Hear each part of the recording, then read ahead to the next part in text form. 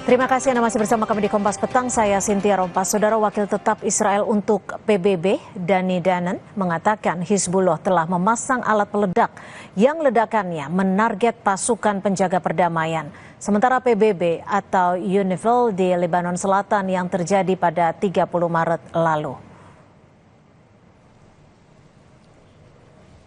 Menurut Danon, Israel telah menjalin komunikasi dengan UNIFIL dan berbagi informasi mengenai insiden tersebut. Ia menyebutkan serangan itu terjadi di dekat Bani Hayyan, Lebanon Selatan.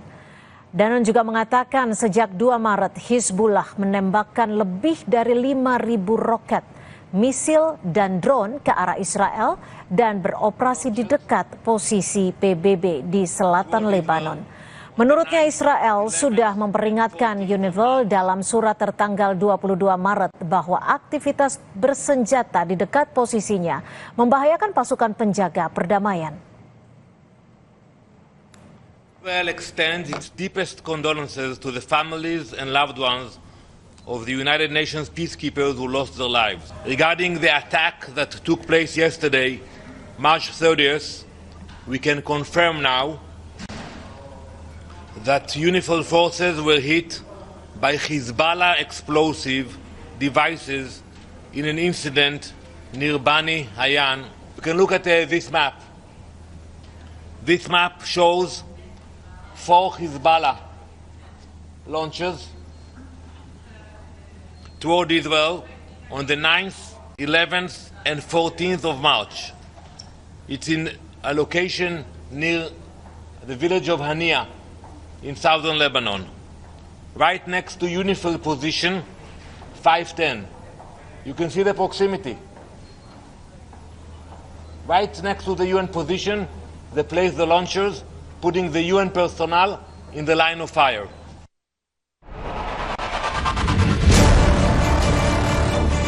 Asia strongly condemns Israeli attacks in southern Lebanon, which constitute a serious violation against the sovereignty and territorial integrity of Lebanon.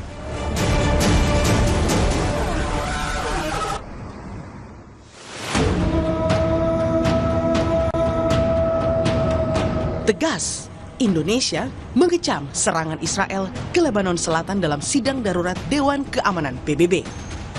Wakil Tetap Indonesia untuk PBB Umar Hadi menyebut serangan bertubi-tubi Israel ke Lebanon Selatan menyebabkan 3 pasukan perdamaian asal Indonesia tewas.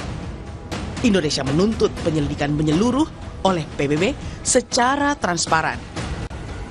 Indonesia juga meminta agar Israel patuh terhadap hukum internasional yang berlaku.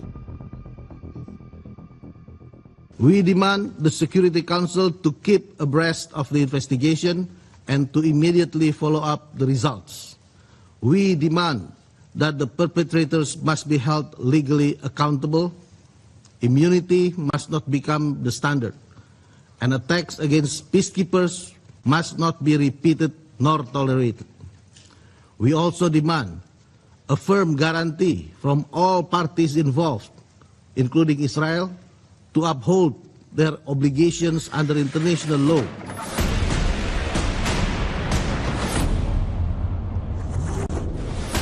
Hanya Indonesia, kecaman untuk Israel di sidang darurat Dewan Keamanan PBB juga datang dari Rusia. Wakil Tetap Rusia untuk PBB, Vasily Nebenzia, juga menuding Israel menggunakan retorika perang untuk memperluas zona penyangga militernya di Lebanon Selatan. Rusia meminta Israel segera menarik militernya dari Lebanon Selatan dan kembali menempuh jalur diplomasi. Интенсификация боевых действий Израиля в Ливане, включая ежедневные обмены ударами. Ранее, 19 марта, на юге Ливана в результате ракетной атаки ВВС Израиля ранения получили сотрудники съемочной группы телеканала Russia Today. Прицельный удар был нанесен в непосредственной близости от места проведения съемок, где никаких военных объектов не было, что наглядно подтверждают попавшие в объектив оператора кадры детонации боеприпасов. 3 prajurit TNI gugur di Lebanon Selatan saat menjalankan tugas sebagai pasukan perdamaian. Panglima TNI Jenderal Agus Subianto memastikan prajurit TNI yang gugur akan segera dipulangkan. Panglima juga memastikan prajurit yang gugur di Lebanon akibat serangan Israel akan diberikan hak-haknya. Salah satunya kenaikan pangkat luar biasa. Dan memberikan hak-haknya kepada prajurit yang gugur. Yang pertama akan memberikan KPLB kepada seluruhnya, dan kemudian hak-hak yang lain dari Asabri mungkin 350 juta akan diberikan, kemudian juga beasiswa untuk anaknya 30 juta, sekolah anaknya juga akan kita perhatikan. Kini, PBB sedang melakukan investigasi untuk mencari pihak yang bertanggung jawab dalam serangan di kawasan zona biru Lebanon Selatan hingga menewaskan 3 pasukan perdamaian asal Indonesia. Indonesia mengecam serangan Israel ke Lebanon Selatan yang menewaskan 3 prajurit TNI yang bertugas sebagai pasukan perdamaian. Indonesia pun meminta PBB melakukan investigasi dan transparan terhadap hasilnya. Apakah PBB bisa menyelesaikan investigasi ini dan memberikan sanksi tegas kepada pihak yang terbukti melakukan serangan? Kita akan bahas bersama Heribertus Djaka Triana, Guru Besar Hukum Internasional Fakultas Hukum UGM. Selamat petang, Pak Djaka. Selamat petang, Mbak Cynthia. Selamat petang Kompas TV, pemirsa Kompas TV di seluruh Indonesia. Terima kasih. Pak Djaka, apakah sikap Indonesia dan juga sejumlah negara lainnya seperti Rusia yang kita tahu yang mengecam serangan Israel ke Lebanon Selatan ini cukup kuat untuk menekan posisi Israel dan juga ketegasan PBB untuk memastikan investigasi berjalan dengan transparan?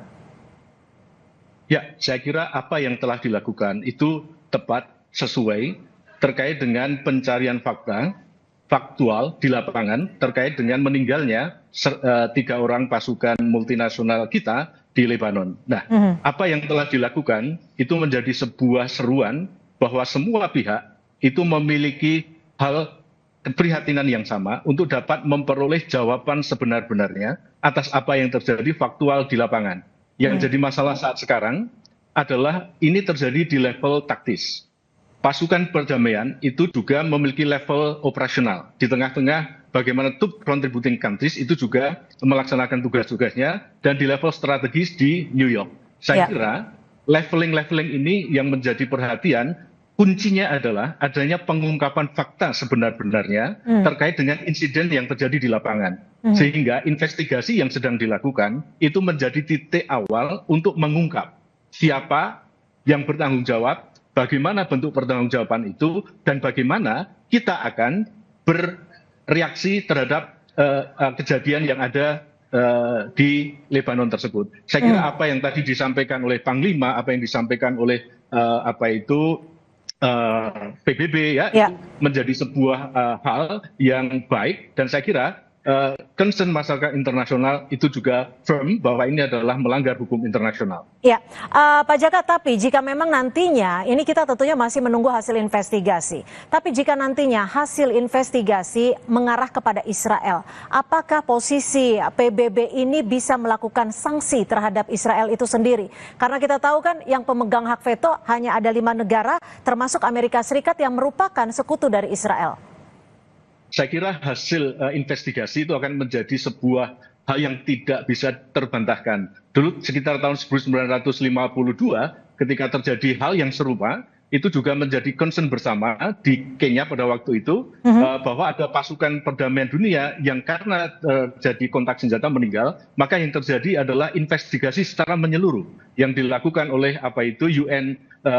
United Nations Peacekeeping Operations Headquarters yang menerjunkan tim investigasi independen yang ini memberikan rekomendasi kepada Dewan Keamanan untuk melaksanakan yang disebut sebagai pertanggungjawaban negara sebagai anggota PBB untuk dapat dipertanggungjawabkan atas tindakan-tindakannya. Saya kira faktual yang harus kita tunggu saat sekarang adalah bagaimana investigasi ini bisa dilaksanakan secara terbuka, transparan, dan objektif. Itu yang terjadi di lapangan. Dan saya kira juga saat sekarang waktunya Puskodal TNI itu juga memastikan keberadaan dan juga keamanan dari tim pasukan kita yang ada di Lebanon, sehingga update informasi, mitigasi risiko itu menjadi sebuah laporan-laporan yang harus segera ditindaklanjuti ke depannya.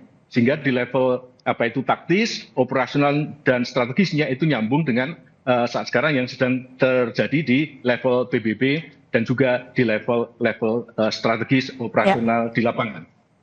Pak Jaka, tapi bagaimana dengan posisi Indonesia ketika 3 prajuritnya menjadi korban meninggal dunia ketika ketika bertugas sebagai pasukan keamanan? Apakah Indonesia memiliki kekuatan untuk menekan ataupun memberikan PBB bahwa sanksi bisa diberlakukan kepada pihak pelaku itu sendiri? Ya, saya kira UNIFIL ini adalah pasukan multinasional. Kebersamaan pasukan multinasional sesama troop contributing countries itu menjadi sebuah spirit universal yang bisa menyatukan langkah bersama. Saya kira indikasi ini adalah momentum yang pas. Dan kebetulan komander dari UNIFIL itu kan dari Perancis yang juga memiliki hak veto di dalam skema Dewan Keamanan PBB. Saya kira serangan yang menimbulkan kausalitas di dalam pasukan perdamaian ini menyatukan marwah dari pasukan perdamaian PBB untuk semua troop contributing countries itu bersatu menyuarakan ini dan menjadi sebuah international pressures, international scrutiny yang bisa digunakan untuk membuka hambatan-hambatan politis yang ada di PBB.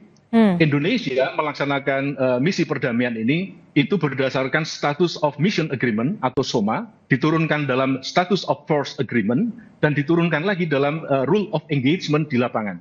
Saya kira mandat ini yang harus kita bawa bahwa Indonesia itu mewakili PBB di wilayah konflik Lebanon Selatan dengan Israel. Dan ini saya kira jangan kita langsung menganggap bahwa ini adalah sebuah tindakan yang harus segera kita sikapi secara tergesa-gesa gitu ya. Tetapi harus kita lihat bahwa ini ada mandat gede, ada marwah yang hendak dijaga sebagai pengejauhan politik luar negeri yang bebas aktif, dan Indonesia sebagai negara cinta damai yang berkontribusi aktif terhadap upaya penciptaan keamanan perdamaian internasional. Saya kira momentumnya pas. Ini bisa menyatukan semua troop contributing countries, termasuk mereka yang punya status hak veto di PBB, untuk menginisiasi sumbatan-sumbatan politis di PBB, di Dewan Keamanan. Dan saya kira salah satu langkah yang mungkin bisa dilakukan adalah menyatukan Uniting for Peace di Majelis Umum PBB sebagai satu bentuk advokasi internasional, Mbak. Tapi dari pengamatan Anda sendiri, seberapa transparannya nanti Dewan Keamanan PBB untuk menginvestigasi peristiwa ini, dan bagaimana nantinya ketika ada hak veto yang dikeluarkan oleh salah satu dari 5 negara pemegang hak veto? Saya kira tim investigasi ini harus independen. Independennya adalah terlepas dari Israel, terlepas dari Lebanon, dan komander lapangannya itu harus berasal dari pasukan pemimpin dari UNIFIL itu sendiri, yang nanti komposisinya itu juga bertanggung jawab langsung kepada Sekjen Dewan Keamanan PBB, sehingga laporannya itu juga bisa transparan. Ahli-ahli di bidang hukum humaniter internasional saya kira juga perlu dilibatkan untuk menjaga objektivitas dan transparansi dari investigasi ini yang dibentuk oleh Sekjen PBB, sehingga kita tunggu nanti komposisinya seperti apa. Dan saya dengar bahwa investigasi ini akan berjalan secara cepat, proporsional, dan terbuka untuk umum. Kita tunggu itu dulu, dan kita juga berharap semoga ini bisa menjadi sebuah langkah awal untuk menentukan legal standing diplomasi kita semua di dalam mekanisme PBB. Pak Jaka, kita tahu bahwa serangan terhadap peacekeeper ini menjadi salah satu pelanggaran yang bisa dikatakan pelanggaran yang sangat tinggi terhadap mandat PBB. Lalu sebenarnya apa sih yang bisa disanksi kepada negara yang melakukan serangan? PBB sebagai organisasi internasional, kebetulan pada saat sekarang Lebanon dan Israel itu kan juga sama-sama anggota PBB. Maka yang muncul adalah bagaimana menjalankan kewajiban negara anggota terhadap organisasi. Ini menjadi sebuah kajian, sebuah way out terkait dengan kemungkinan pertanggungjawaban negara sebagai anggota organisasi internasional terhadap Israel yang ketika nanti investigasi ini terbukti bahwa Israel melakukan serangan itu, maka kepadanya akan dapat dikenakan pertanggungjawaban negara sebagai anggota dari PBB. Nah, bentuk dari pertanggungjawaban ini secara internal, ini kan banyak ya terkait dengan keanggotaan itu, misalnya embargo, misalnya pressure, dan lain sebagainya. Nah, nanti saya kira saatnya Indonesia juga mengambil momentum ini untuk mengadvokasi sesama troop contributing countries untuk mengawal dan juga memastikan bahwa investigasi dan langkah-langkah ke depannya itu akan tepat untuk perbaikan ke depannya, untuk perlindungan pasukan perdamaian PBB ke depannya, Mbak.